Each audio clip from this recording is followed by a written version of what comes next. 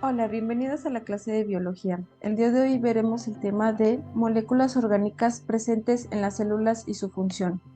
Antes de comenzar, definiremos lo que es una molécula orgánica. Una molécula orgánica son compuestos que contienen carbono en su estructura. Siempre están presentes en los seres vivos, tienen la capacidad de formar enlaces covalentes carbono-carbono y carbono-hidrógeno. Esta propiedad permite la formación de una amplia variedad de estructuras y compuestos que mencionaremos a continuación.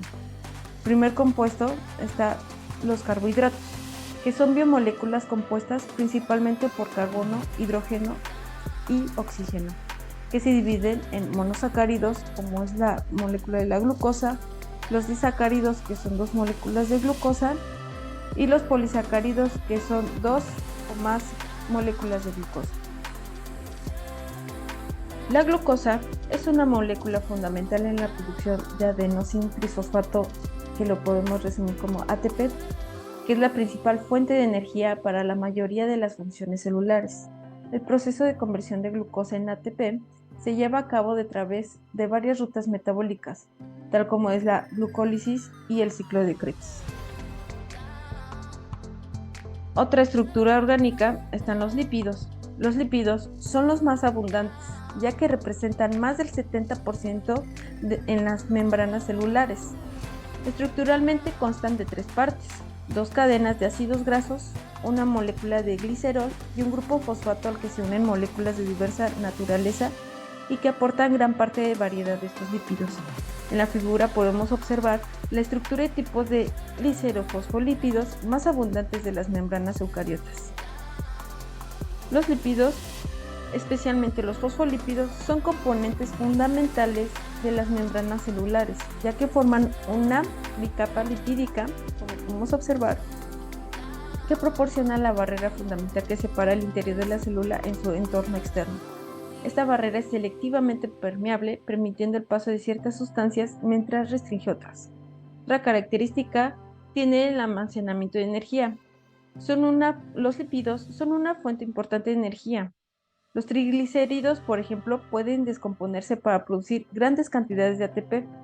Otra propiedad que habíamos mencionado, que tienen aislamiento y protección en los organismos multicelulares. Los lípidos proporcionan aislamiento térmico y protegen los órganos internos contra lesiones mecánicas. También son cofactores en reacciones enzimáticas. Ciertos lípidos actúan como cofactores esenciales para enzimas, ayudando en diversas reacciones bioquímicas. También permiten el anclaje de proteínas. Algunos lípidos, como los glicolípidos y los fosfatidilinositoles, ayudan a anclar proteínas a las membranas celulares, lo cual es crucial para la función de muchas proteínas receptoras y enzimas. También participan en la formación de lipoproteínas. Los lípidos se combinan con proteínas para formar lipoproteínas esenciales para transportar lípidos a través de la sangre y fluidos linfáticos en los organismos. Estas funciones que mencionamos anteriormente hacen que los lípidos sean indispensables para la vida celular, contribuyendo tanto a la estructura y funcionamiento básico de las células como los procesos fisiológicos más complejos. Otra molécula orgánica presente están las proteínas, que son los responsables de la mayoría de las funciones celulares que tienen su base en las membranas. El contenido de proteínas de una membrana típica respecto a los lípidos es variable dependiendo del tipo de membrana, pero puede ser cerca de un número 1,40 en número de moléculas, es decir, una proteína por cada 40 lípidos, y alrededor del 40% en peso de membrana típica se debe a las proteínas. También aproximadamente un tercio de nuestros genes codifican para proteínas de membrana.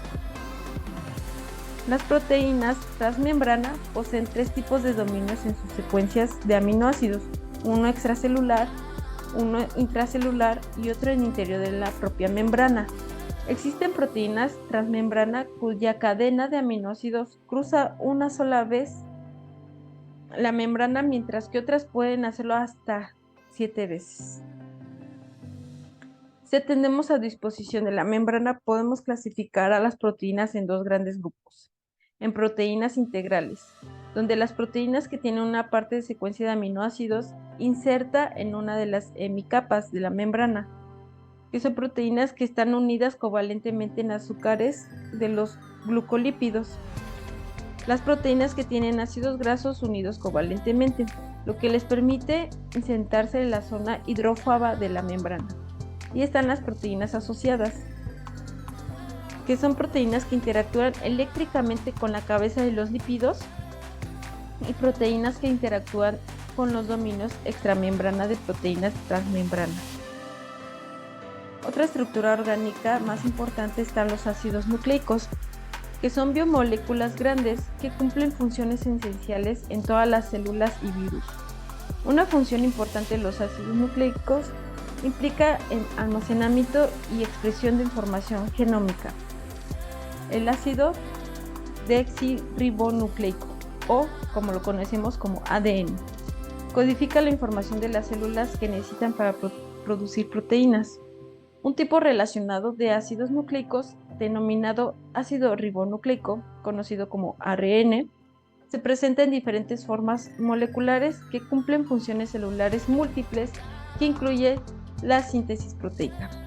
El término ácido nucleico es utilizado para describir unas moléculas específicas y grandes de la célula. En realidad están hechas de cadenas de unidades de polímeros que se repiten, tal como la timina, adenina, citosina, guanina en el ADN, y el ácido ribonucleico está la uracilo, citosina, adenina y guanina.